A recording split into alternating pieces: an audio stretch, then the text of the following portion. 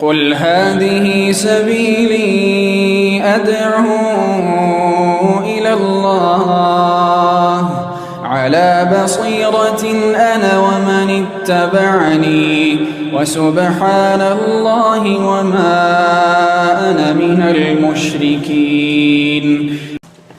So we continue inshallah explaining the title of the book of Imam Muslim rahimahullah, Sahih Muslim, which we said the proper name or the complete name that the author put down himself was al-Musnad al-Sahih al-Mukhtasar min al-Sunani bi naqli al-adli an al-adli an Rasulillahi sallallahu alayhi wasallam. And we mentioned some points regarding the first word in this title, al-Musnad. Now we will speak about the second word in this title, which is as-Sahih, al-Musnad as-Sahih.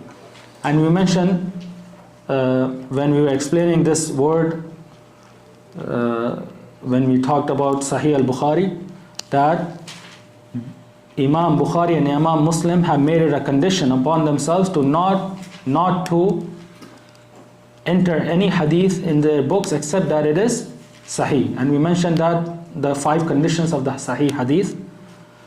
And we mentioned the benefit by way of example of Imam Ibn Shihab al-Zuhri rahimahullah. And so one of the brothers asked me regarding it right now. So this is not something that we have invented from ourselves. This is something that the scholars have mentioned. So from the books that have serviced and served Sahih Bukhari and Sahih Muslim, the Sahihain, and also the Kutub al-Sitta, the 6 books of hadith that we could not mention in this long list that we had. We mentioned some books like the Shuruh, like the Mukhtasarat, like the books related to the narrators of these books. From the books is the books that spoke about the methodology and the conditions of these books of hadith, like we are doing right now, but in extreme summarized format, very basic stuff. But if someone wants to research more and read upon the methodology of the scholars of hadith, especially the 6 scholars of hadith in the 6 books, then he should refer back to these books. From these books, from the most well-known of them is the book Shurut al-A'imma al-Khamsa. Shurut al-A'imma al-Khamsa. As we can see from the title itself, conditions of the 5 scholars of hadith. And this is a book by Imam al-Hazimi rahimahullah. Imam al-Hazimi rahimahullah, in which he has talked about the condition or the methodology of the 5 books of hadith, leaving off Sunan Ibn Majah. Leaving off Sunan Ibn Majah. And I want to ask you, in way of benefit, why would he leave off Sunan Ibn Majah? Some people consider it not to be part of the authentic books. Ahsantum. Sunan Ibn Majah was not added to the 6 books of hadith except at a later date. The scholars always had a terminology, al-Kutub al-Khamsa, the 5 books of hadith, from past times, since these 5 books have been compiled. Then, after several centuries, after the passing away of these scholars, came the terminology of the 6 books of hadith. And the scholars differed amongst themselves, the scholars of hadith, as to which should be the 6th book of hadith from amongst these 6 books. So there are 3, not just opinions, rather this was implemented by the scholars of hadith. So there are 3 positions regarding the 6th book. One position says that the 6th book is Muwatta Malik, Muwatta of Imam Malik, not Sunan Ibn Majah. Muwatta Malik. And this is not just a position they had, rather they are scholars who authored books based on this position. So as we said, that there are books that have serviced the Sahihain or the Kutub al-Sitta, their narrators, in explanation of them, in summarization of them, in talking about their atraf, etc. So from the books are those books that talked about the linguistic aspects found in this book. Linguistic issues related to the text of the hadith found in the 6 books. So from the most famous of them is which book? An-Nihaya. An-Nihaya fi Gharib al-Hadith of Imam Ibn al-Asir. Imam Ibn al-Asir, he has a great book, An-Nihaya fi Gharib al-Hadith, in which he talked about or explained the gharib words in the hadith of these 6 books. This is also a science of hadith, and the ulama have written several books on the gharib words found in a hadith. And what is a gharib word? I guess there are some people from the Indo-Pak subcontinent with us, they might think it's a poor word. Gharib is something that is unknown. Al-Ghurba, Al-Ghuraba, something that is unknown. So there are words in a hadith that are repetitive, that are used constantly. Min, ala, etc., etc. But there are words in a hadith that are very rare, that are not used except rarely. And their meaning upon most students of knowledge is not apparent. They could not know the meaning of these words. So they collected these words and they arranged them in alphabetical order, and they wrote the meanings of these words. It's like a dictionary specific to these difficult and unknown words. So it is like a book of sharh, explanation, but they only focus on the gharib words found in this hadith. They don't explain the whole hadith. So from the most famous of these books is the book of An-Nihaya fi Gharib al-Hadith. It is a book in which the gharib, unknown words of the ahadith that are found in the 6 books of hadith have been explained. The point of mentioning this is that the 6th book in this book is which book? Muwatta Malik. Muwatta Malik. So if one was to refer to a Nihaya, if he has a hadith in Sunan Ibn Majah, for example, and there are some words he doesn't understand, and he says, let me refer to a Nihaya because it explains the unknown words found in Kutub Sitta, he will not find the hadith. So this is why a student of knowledge should know the methodology of the scholars in these books, so that he knows where to look, what to look for and what not to look for. Understood? So one position was that Muwatta Malik is the 6th book of hadith. One position was that Musnad al-Darimi is the 6th book of hadith. Musnad, Sunan al-Darimi is the 6th book of hadith. And the third position, which is the most well-known and the majority position, which is that Sunan Ibn Majah is the 6th book of hadith. And this is the well-known and the position of the majority of the scholars, and until today, this is what the Muslims follow and act upon in the scholars of Islam, that the 6 books of hadith mean Sunan, along with them is Sunan Ibn Majah, not Muwatta and not Ad-Darimi.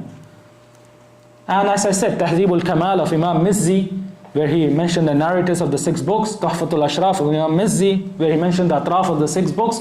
All of these books, the 6th book is Sunan Ibn Majah. Sunan Ibn Majah. And this is what the scholars have continued for generations and generations until our times. And there's a reason why Sunan Ibn Majah was given precedence over the other books. I mean, the books of hadith are several. Doesn't that depend on the land? Because in West Africa, the Muwatta bin al-Maliki. No doubt, the Muwatta has a high position. There's no doubt. But even the scholars of hadith from Al-Maghrib, after the 7th, 8th century, most of their books you will see the Kutub al-Sitta, including Sunan Ibn Majah. Most of them including Sunan Ibn Majah. You're right that before them, just like in the eastern countries, Ibn al-Asir is Al-Jazari from Jazeera. He's not from the Maghrib. And he has included Muwatta from the 6 books. So from the Maghribi countries you find Qadi Iyad. Qadi Iyad, he has written several books in Gharib in which he has included Muwatta from the 6th book. But this was something general to all the scholars of hadith. But as I said, from the 7th, 8th century, especially after Imam al-Hafiz al-Mizzi, once he wrote those 2 great encyclopedias in the science of hadith, Tuhfatul Ashraf and Tahzib al-Kamal, the 6 books of hadith have generally meant to mean including Sunan Ibn Majah. And there's a reason why the scholars of hadith gave precedence to Sunan Ibn Majah upon the other books of hadith and upon Muwatta and Sunan al-Darimi. Anyone know this reason? The arrangement of the book? No. The reason is that it contains a lot of zawaid. Zawaid. This is also a science from the science of hadith, kutub al-zawaid, in which the scholars mention the hadith that a specific book has that are not present in another book. So mathalan, they will come to Sunan Abi Dawud and mention its zawaid on Sahihain, on Bukhari and Muslim. So there are hadith in Sunan Abi Dawud that are present in Bukhari and in Muslim. But there are hadith in Sunan Abi Dawud that are not present in Bukhari and in Muslim. So they would join or collect this hadith separately. This is called zawaid. And this is a way that is well known today, especially in memorizing the sunnah. People ask always, how can we memorize the sunnah? Or someone wants to memorize the 6 books of hadith. How is that possible? How can one do it? So this is the way of memorizing the sunnah and the 6 books of hadith in our times, that many students of knowledge they implement and they follow, which is that they first memorize Sahih al-Bukhari,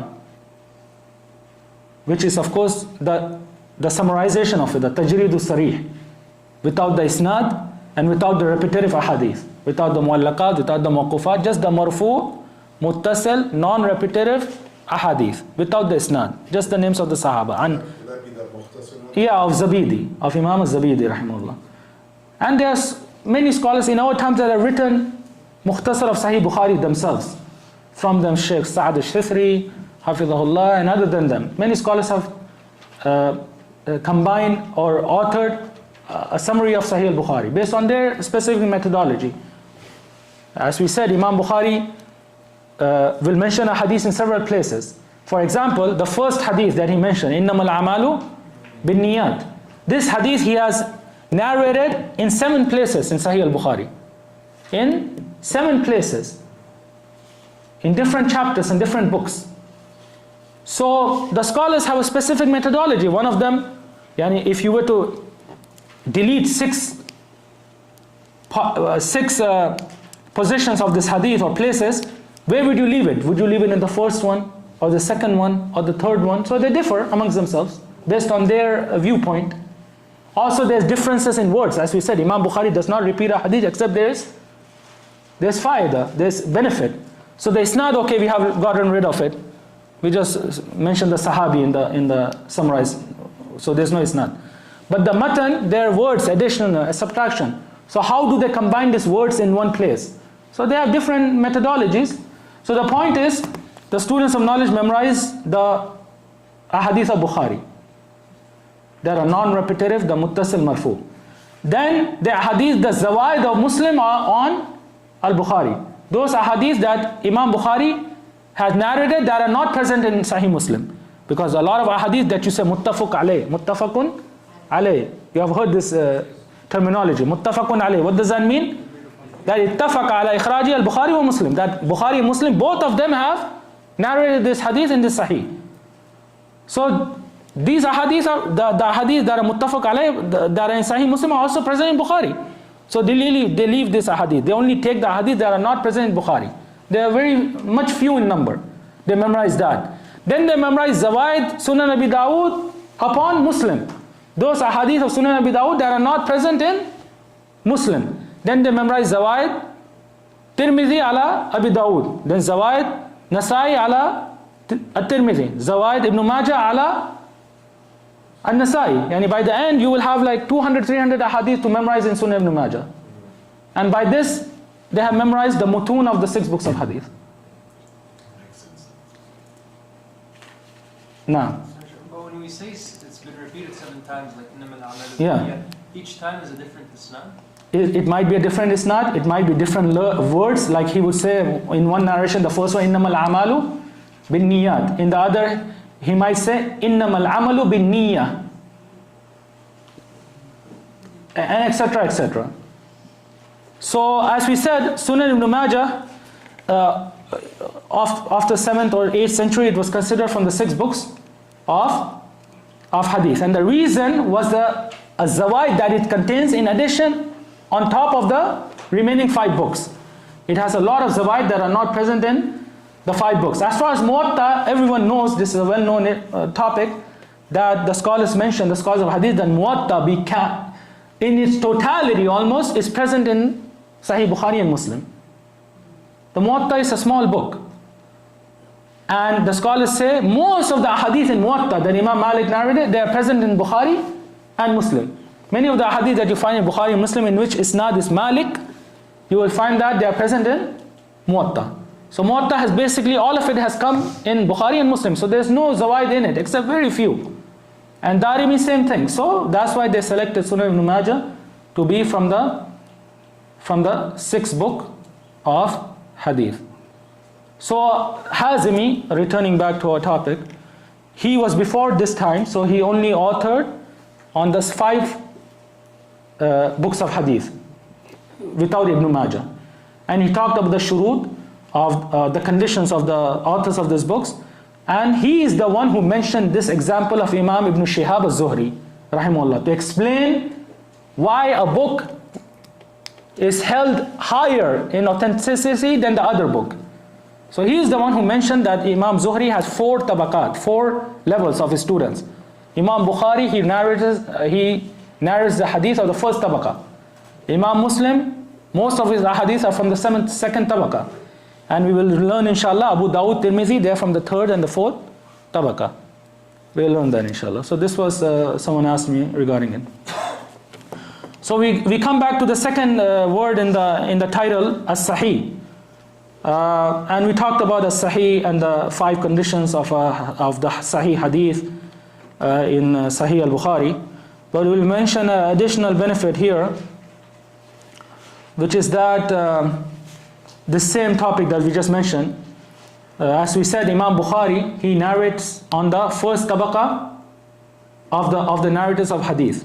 For example, Ibn Shihab al-Zuhri, he will narrate on the first tabaqa, first level, which is those who are memorizers of the hadith. They have extremely rare mistakes, but along with that they have an additional benefit, which is that they have lived with that shaykh for a long period of time. So they know his right hadith from his wrong hadith, his mistakes from his correctness. Imam Muslim, as Imam al-Hazimi has mentioned, rahimahullah, that most of his ahadith in Sahih Muslim are narrated on the 2nd level, which without doubt they are thiqat, huffaz. They are narrators, that are memorizers, that have very rare mistakes. But the mulazama, they have not spent a long time with those narrators who they narrated hadith upon. So this is a reason that Sahih al-Bukhari is considered in a higher level of authenticity than Sahih Muslim. And both of them are authentic. All the hadith in it are authentic. No. Is it because Imam Muslim didn't travel as much as Imam Bukhari? Is that why? No, this was his condition, that it is not necessary, as we said, this is an authentic hadith. The authentic hadith has these conditions, and these conditions are met in other books also. But Imam Bukhari, from his methodology was he would strive hard and not to narrate except on the first tabaqa, which the highest level, which is extremely hard and rare. So this was something that he made it a condition upon himself. It's all Sahih, but this is his condition, and there's no problem in if someone sets a condition upon himself. This is a very important issue. Someone sets a condition, and he implements that condition, he cannot be held or blamed for it. There's something very important to know. Some people in their ignorance might say, why did Abu Dawud narrate weak hadith? Did he not know that these are weak ahadith? Why did Tirmidhi, an-Nasai, Ibn Majah, why do they have weak ahadith? Why would they leave weak ahadith in their books for the ummah? This is their condition. They have spoken about their condition, they have mentioned it, and they have mentioned the reasons for it. So once they have done that, if they are upon their condition, there's no one who can be held blameworthy. The blameworthy part comes, you set a condition and then you oppose it. This is blameworthy. If you set a condition and you oppose it, this is blameworthy, as is mentioned with the book of al-Mustadrak al-Sahihain of Imam al-Hakim. Imam al-Hakim, Abu Abdullah al-Hakim al-Nisaburi, he passed away in the year 405 after the Hijrah. He has a book, well-known book, al-Mustadrak al-Sahihain. It is considered from the books of as-Sihah, those books that have gathered authentic ahadith only. What is al-Mustadrak al-Sahihain? As we can see from the title, that he narrates a hadith in this book that he says that upon the condition of Bukhari and Muslim. That he says are upon the condition of Bukhari and Muslim. Meaning the narrators of these ahadith are the same narrators that are present in Bukhari, in Sahih al-Bukhari and Sahih Muslim. Okay, so this is his condition. This is from the title apparent, al-Mustadrak al-Sahihain. Gathering a hadith that is upon the condition of a Bukhari and Muslim. But even with that, a lot of scholars have spoken upon this book because he has opposed his condition in his book. There are several ahadith that are not upon the condition of Bukhari and Muslim. Several ahadith, he would say that they are upon the condition of Bukhari and Muslim, rahimahullah, and they are not from the narrators of Bukhari and Muslim. So this is what is. So, la shak, Imam Hakim was from the Kibar Huffaz, Muhaddithin, and he has a book on the narrators of hadith that sadly did not reach us also, and it was one of the greatest book authored on the narrators of hadith. Anyone know this book? Tarikh Nisabur. He was from Nisabur, the same city of Imam Muslim in Khurasan.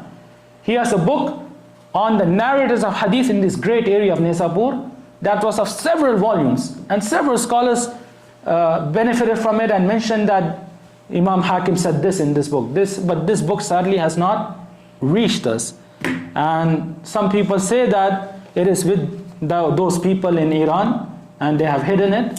Allahu alam to the reality. So this is regarding as-Sahih. Then we come to the third word, which is al-Mukhtasar. We said al-Musnad, as-Sahih, al-Mukhtasar. And as we said, this also gives proof, just like Imam Bukhari, that Imam Muslim did not wish to compile and gather all the Sahih hadith, and he did not mention in his book all the Sahih hadith that he knew. He only mentioned a select amount of hadith based on his specific condition. And we say here that the number of hadith in Sahih Muslim are 3,033. 3,033 ahadith. We mentioned that the number of ahadith in al-Bukhari without repetition is how many? 2,602. And Imam Muslim has 3,033. So he is much more than Bukhari in number. Without doubt, this is also from the distinguishing aspects of Sahih Muslim, that it is greater in number than Sahih al-Bukhari. The fourth word is as-Sunan. Al-Musnad, as-Sahih, al-Mukhtasar, min as-Sunan. We notice here that he did not mention the word al-Jami'. Did he mention the word al-Jami'? Like Imam Bukhari mentioned. He mentioned the word, he mentioned these three words and also al-Jami'. Imam Muslim did not mention the word al-Jami'. So is his book from the Jawami'?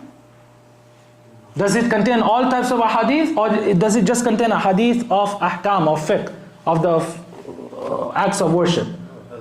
It has all the ahadith. It has all types of ahadith. So it is a book from the books of al-Jawami'. It is Jami'. But instead of saying Jami', he says this, min as-Sunan. Min as-Sunan. Meaning that I will mention in this book the Musnad, Muttasil, Marfu, Sahih, ahadith that are from the Sunnah of the Prophet Muhammad sallallahu alaihi wasallam. And the Sunnah of the Prophet Muhammad, as we know, sallallahu alaihi wasallam, is all comprehensive. It contains all types of chapters and relates to all facets of life. So this is a word that he used instead of the word al-jami'. So this is what the scholars have mentioned, that min as-sunan means that he will mention all types of ahadith. He will just not mention ahadith of al-ahkam or al-fiqh. He will mention all types of ahadith. So we find in Sahih Muslim, in addition to the book ahadith of al-ahkam, the books of al-ahkam, we find book of Fadail al-Sahaba, the virtues of the companions. We find books of at-Tafsir. We find the book of at-Tafsir, which by the way is the smallest book from the books of Sahih Muslim. Tafsir is the smallest book from the books of Sahih Muslim, and it is the last book by which he finished his book as-Sahih, at-Tafsir. After that we have these words from Imam Muslim in the title, بِنَقْلِ الْعَدَلِ عَنِ الْعَدَلِ, بِنَقْلِ الْعَدَلِ عَنِ الْعَدَلِ. Yani these sunan and these ahadith that I mentioned in this book, they are narrated by a adl on the authority of an adl. And we said adl means trustworthiness in the religion. Trustworthiness in the religion. And someone asked me regarding the Sahaba, when we say that kulluhum udul, they're all trustworthy. Does this also include hifz? That they're dabit, that they're memorizers? As we said, every narrator has to have two conditions. There's no third condition. If they fulfill these two conditions, they are from the thiqat, those ahadith who are accepted. And if any of these two conditions are not fulfilled, they are from the da'if ruwat. Their hadith is not accepted, rejected. So here he says, بِنَقَلَ الْعَدَلَ عَنِ الْعَدَلِ. Just adl, there's no dabit. There's no hifz mentioned. Adala. That trustworthy in his religion, narrates a trustworthy in his religion. So does he mean that that is enough even if he's not a memorizer of hadith, he makes a lot of mistakes? No. As we answered to the brother, this is something the ulama of hadith used a lot, that adl meant to them something that includes dabt, something that includes memorization. So this is what he means, بِنَقْلَ الْعَدَلِ عَنِ الْعَدَلِ, yani the one who has combined both trustworthiness in his religion and hifz and memorization. So this is also a repetition of what we just mentioned. Now, then lastly, we will mention some of the books that the ulama have written around Sahih Muslim. So from them are the books of that have explained Sahih Muslim. And we mentioned that because most of the people are in need of these kind of books, the books that explain this ahadith. As far as the books that talk about their atraf or their narrators or their mustakhrajat or mustadrakat, etc., etc., these are specialized books that only a specialized student of hadith can benefit from. But shuruh, the books that explain these ahadith, are needed by everybody. So from the oldest explanation of Sahih Muslim is a book called Al-Mu'lim. Al-Mu'lim. Al-Mu'lim bi Fawaid Muslim. Al-Mu'lim bi Fawaid Muslim of Imam Al-Maziri. Imam Al-Maziri. And he passed away in the year 536 after the Hijrah. 536. This is the oldest known explanation of Sahih Muslim which is published. After him came Imam Al-Qadi Iyad, and he wrote a book called Ikmal Al-Mu'lim, completing the book Al-Mu'lim. Because Imam Al-Maziri, in his book, he does not explain every single hadith. Fathul Bari of Hafiz ibn Hajar al-Asqalani, Sahih Bukhari, he explains every single hadith. But Imam Al-Maziri, he explained some ahadith and left off some ahadith. So Imam Qadi Iyad came after him and wrote this book, Ikmal Al-Mu'lim, by which he explained the ahadith that Imam Maziri did not explain. So these two books complete one another, Al-Mu'lim and Ikmal Al-Mu'lim. And from the well-known, we'll only mention this last book, from the well-known books that have explained Sahih Muslim that most students of knowledge know is the Sharh of Imam al-Nawawi. The Sharh of Imam Nawawi, which name is al-Minhaj. Al-Minhaj fi Sharh Sahih Muslim ibn al-Hajjaj. Al-Minhaj fi Sharh Muslim ibn al-Hajjaj. Imam Nawawi rahimahullah, who passed away in the year 676, and it is published in 9 volumes. And with this we have finished talking about Sahih Muslim in severe summarization. If there are any questions, then you can go ahead. No. No. Imam al-Nawab Siddiq Hasan Khan al-Qannauji al-Bukhari, from the great Ahle-Hadith scholars of India, he has an explanation, but it is not an explanation on Sahih Muslim itself. It is an explanation on the Mukhtasar of Sahih Muslim.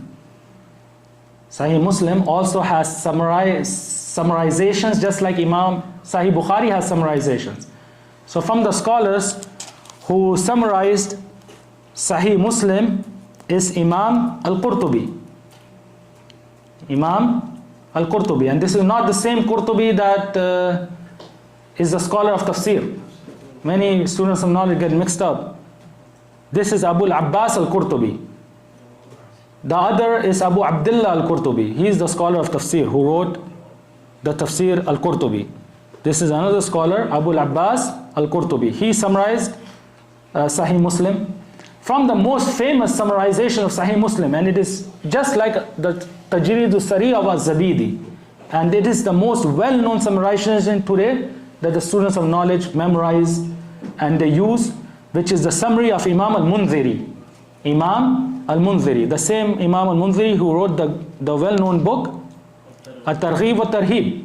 At-Targhib wa-Tarhib. So he has summarized Sahih Muslim. So Nawab Siddiq Hasan Khan has explained the summary of Imam al-Mundhiri.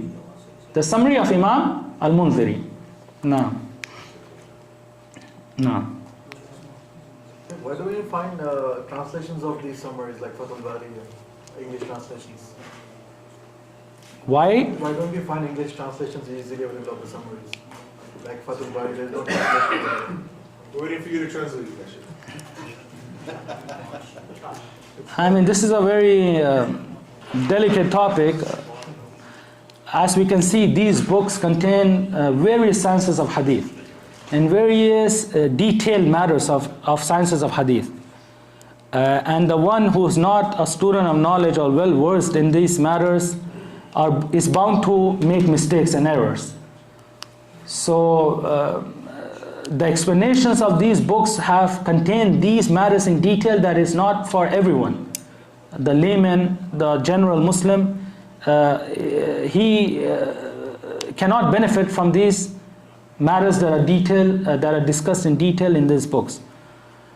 So a summary should be written of these books that is in line with the intellectual capacity of the layman Muslims.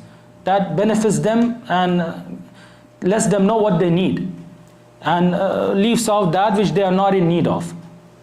Leaves out that issues that they will not benefit from. So this is what is befitting. Now. So Sheikh, average layman, should they be studying like Muslim Bukhari for themselves, or should they always study with the Sheikh? I mean, reading the books of hadith it in itself is a barakah. And the scholars of hadith have mentioned that the Ahle-Hadith and the students of hadith are the closest of the people to Prophet Muhammad ﷺ on the day of resurrection, because they are the ones who send the most peace and blessings upon him. So reading these books, reading the words of our Prophet Muhammad ﷺ, sending praise and peace and blessings upon him is something virtuous without a doubt. And it's a blessing without a doubt. But the problem arises when someone tries to derive rulings from this hadith based on his intellect, and he's not well versed or has not reached that level. So this will lead a person to fall into mistakes and errors, to derive rulings from himself based on what he has understood from those ahadith. So this is something that is problematic, but reading a hadith and reading it within circles, this is something that is a virtuous action. No. Is there any set in Urdu language as well? Yeah, I mean Urdu, the Urdu language over the last 2 centuries, we can say without a doubt that no language after Arabic has as much Islamic literature than Urdu. Urdu language has the most Islamic literature after the Arabic language.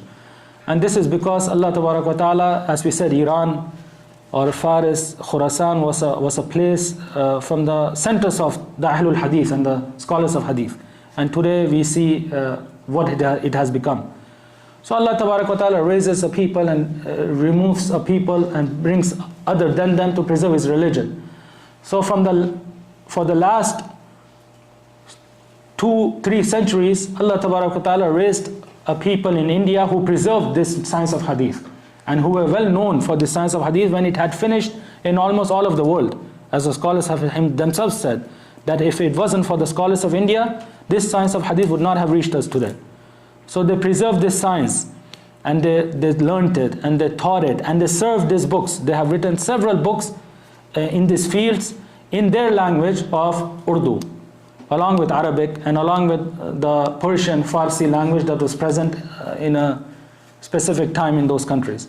So from the shuruhat of Sahih al-Bukhari in the Urdu language, first of all, many of the scholars of India, Pakistan, they taught these books to the students verbally. And India, Pakistan is not like the Western countries where there are these blessings that are abundant. So they used to teach these books in old buildings, in madrasas, in madaris, in masajid, and only the students who benefit from them, they carried this knowledge forward. After the advent of technology and recordings and some of them, their explanations and their service of this book got recorded in the later lives.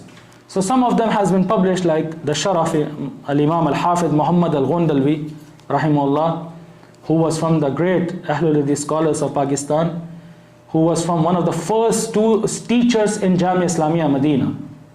When Jamia Islamiyya Medina was established 60 or more years ago, Al-Allama Abdul Aziz ibn Baz rahimahullah, who was the vice chancellor of the university, he sent a team of scholars to Pakistan to appoint 2 scholars to teach in this newly established University of Islamic University of Medina, to take interviews and to test and to bring 2 scholars.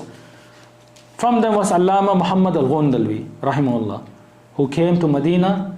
He taught in the Islamic University in its very inception. And Al-Allama al-Albani was also invited from Damascus, and he also taught in the Jamia Islamiyya for a few years, and they both taught at the same time. And there's something well known narrated that Shaykh al-Imam al-Albani rahimahullah, he said that I have not seen a scholar greater in the science of hadith than Al-Allama Muhammad al-Ghundalwi rahimahullah. So he taught hadith, and his explanation of Sahih al-Bukhari in Urdu has been published, and there are other books also in Urdu that have been published in explanation of these books. Now, Sheikh, this question has 2 small parts to it. So the first one being, like when you say all the authentic hadiths, like all the sunnah, would be around approximately 4,000. But then we have Sheikh, I don't want to get his name. Diya ar-Rahman. Diya ar-Rahman al-Azam. 16,000 authentic No. hadiths, right? So that brings me to the main question of, I was once asked this a few years back, when they say authentic, and then you tell them the criteria, for example, 5 pieces of criteria, they say according to whom? Because some would be more scrutinizing of that criteria. Some would put more weight on, let's say, No. the trustworthiness, or would be more strict about it, whereas some would be more lenient. Or is there one objective criteria, or is there a spectrum, is flexibility there? So as we said, based on who or according to whom? According to the scholars of hadith. As we said, the conditions of deeming a hadith to be authentic or accepting it or rejecting it are unified. They are united upon. All the scholars of hadith accept this. There is no difference amongst them. That a hadith has to have these 5 conditions to be deemed acceptable. There is no difference amongst them. So the basic answer is according to whom? According to the scholars of this science of hadith. Now, as we said, the difference comes in the implementation. So a scholar of hadith can say that, can view that the narrator in this chain, he does not reach, we said adal dabit, he does not reach the highest level of hifz. So he can say he's saduq, so the hadith becomes hasan. And another scholar, he can view that this narrator is in the top level of hifz, so he is thiqa, and the hadith becomes sahih. So the implementation, the scholars, as you mentioned, they can differ upon. And this is like any other science from the sciences of Islam.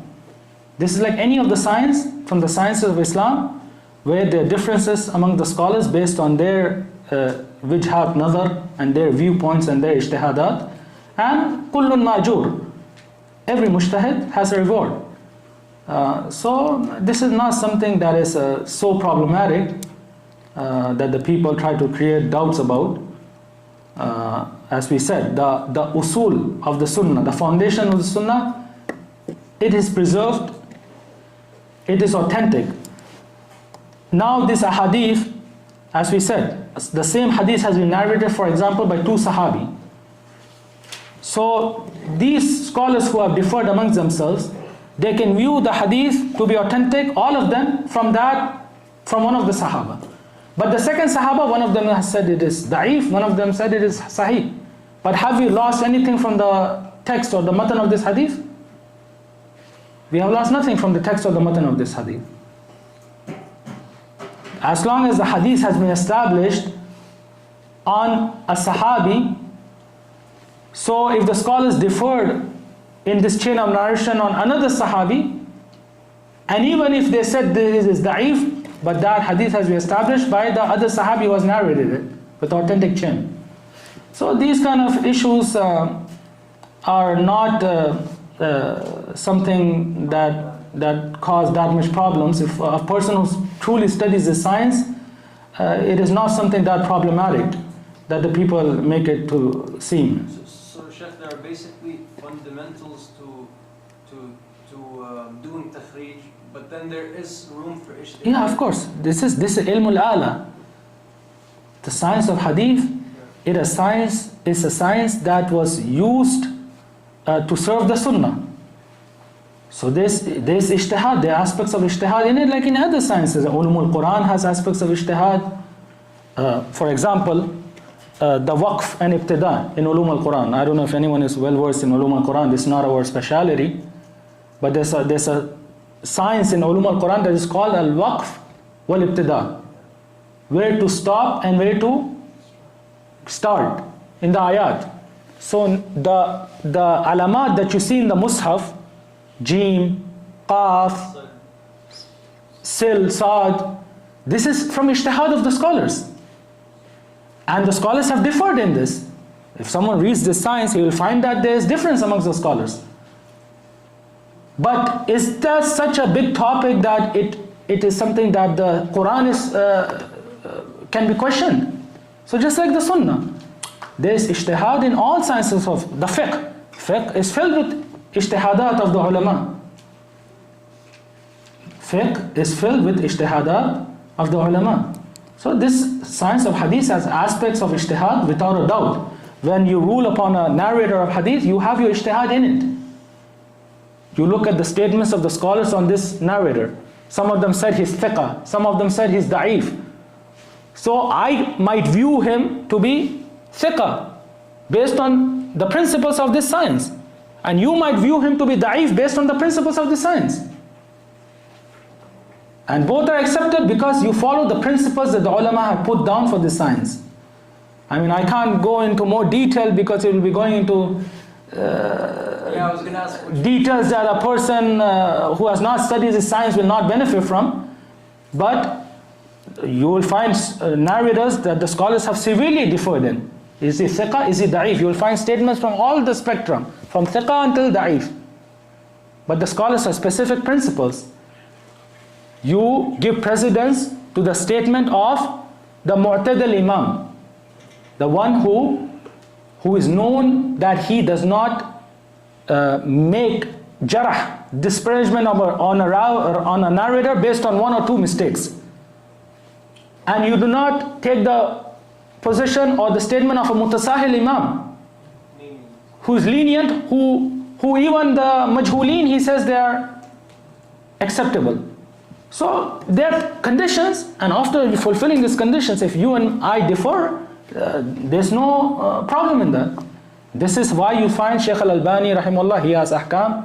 Other scholars in our time, they have other ahkam, but they all follow this science, the principles of this science. The problem arises when someone follows his desires. So there are people you will find today that will follow their desires and present it as if this is the science of hadith. My sheikh said this. No, they will, for example, if a hadith is against their madhab, if a hadith is against their school of thought, and they can't find anything in the science of hadith to reject this hadith, so they'll make principles that none of the scholars of hadith have mentioned. So they'll say the rawi, the sahabi for example, is ghair faqih, as the brother mentioned some of them. Abu Huraira's ahadith radiallahu anhu were refuted because they said that he's ghair faqih. Which is an insult. Which is not even a principle. Of course not. Someone will say that this hadith is imam mansukh or muawwal. If a hadith, they cannot reject it based on the science of hadith, they will say that this hadith is mansukh. Who said it's mansukh? None of the scholars have, before you have said this is mansukh. This is something that is negated or, abrogated. Or they will say it's muawwal. We have to make ta'wil of it, a false interpretation. Which of the scholars of hadith have done this? So the problem comes in following hawa and desires. But if someone follows the science of hadith, there's ijtihad in it and there's no problem you and me differ, as long as we follow the principles of the science. No. Which can go in two different Yeah, no problem. that are in line with the sunnah. Yeah, there's no problem in that. As I said, this is present and it will remain present. No. Sure. Is it correct to say that these people who try to follow their desires in order to incline with their madhab, are those the ones who open the doors for like inkar of hadith and the sunnah? I mean, it led to people arriving who outrightly rejected the authority of the sunnah. It led and it gave strength and aided the people who outrightly rejected the authority of the sunnah. There's no doubt. These tawilat, rejection of ahadith based on intellect, based on personal desires, no doubt it strengthened the people who went on and outright rejected the sunnah. As we see in India and Pakistan, that the people who are known as munkiri hadith, munkirin as-sunnah, those who rejected the authority of the sunnah, most of them have come from these groups. And it led them in the end to reject the sunnah in its totality. Now. Sorry, I'm going to ask 2-3 questions. So, we know that if someone refuses one verse of the Quran, that's like refusing the entire Quran, right? And for sure that's, bound to the hellfire. And is that the case for someone saying, I'm not going to accept this hadith? If it is authentic hadith, and someone saying, I'm not going to accept it, does that constitute the same meaning, that he is refusing the entire religion? There is a detail involved in this. The issue is the issue of juhud, to reject that this ayah, for example, is part of the Quran. That this ayah is part of the Quran. Or an authentic hadith, to reject that it is part of the sunnah, or the hadith, it is not from revelation to Prophet Muhammad sallallahu alaihi wasallam. As far as someone who says that I will not act upon it, or he makes ta'wil of it, or if he says he's nasikh, mansukh, etc., then the takfir cannot be made of him. He has ta'wil that he should be corrected, but takfir, it has specific conditions. It is not as easy as some people delve into it, to deeming a Muslim to be a non-Muslim outside the fold of Islam. It has very strict conditions. And this is left for the major scholars, and it is not for some small students of knowledge like us to give answers in these kind of detailed topics. But as I said, it goes back to the detail and the reason that the person has rejected this. If he has ta'wil, he says this is against my madhab, this is something I don't understand, he makes false interpretation of it, then takfir cannot be made of him. But if he has juhud, he outright rejects this ayah, then this is another matter. Now, so you mentioned that it's important to see the ruling of the hadith, right? No. But normally, we take a message, like a whatsapp message, hadith come, and we're just gonna spread it to the different group. No. And then there is a dua of Prophet Muhammad sallallahu alaihi wasallam. If you hear Naddarallahu imran sami'a. So so the words in Urdu are the fresh would be the face of the right. Ma'ruf. So like, what's the conclusion? Like you mentioned, one should also look at the ruling of that hadith, and other is the dua of Prophet Muhammad. No, but so should I be spreading the hadith? The dua, if you this is a hadith of the Prophet Muhammad sallallahu alaihi wasallam. Naddarallahu imran sami'a minni hadithan aw maqalati فحفظها ووعاها وبلغها لمن لم يسمع. So this has specific conditions in the same hadith, in the same dua, that may Allah brighten the face of the one who hears my hadith. And he didn't just say وبلغها and spreads it. He said فحفظها, and he memorizes it and properly understands it and spreads it after that. So this memorization, hifz, wa'i and hifz, memorizing and understanding, this entails that a person knows the ruling of this hadith. A person knows the ruling of this hadith, understands it, then he spreads it. If it is not authentic hadith, he does not spread it. I mean, this is from the basics of this science. As we have mentioned, that there are books in which their authors have just narrated authentic hadith. You can take a hadith of Bukhari and Muslim and spread it without any question.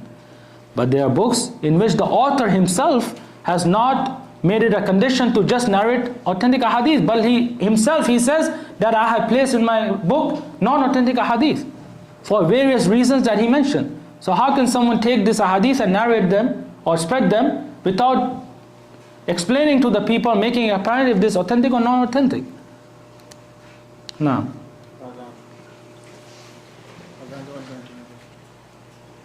انتهينا? We have finished for today? Or I guess we can finish now. So we continue tomorrow, inshallah. I mean, we just got through 2 books Allah al-Musta'an, and we have 4 books left. But inshallah, I hope that what was said was benefit. And I ask Allah Tabarak wa Ta'ala to bless us with understanding in this religion, and to forgive us our mistakes. وصلى الله وسلم على نبينا محمد وعلى آله وصحبه وسلم تسليما كثيرا.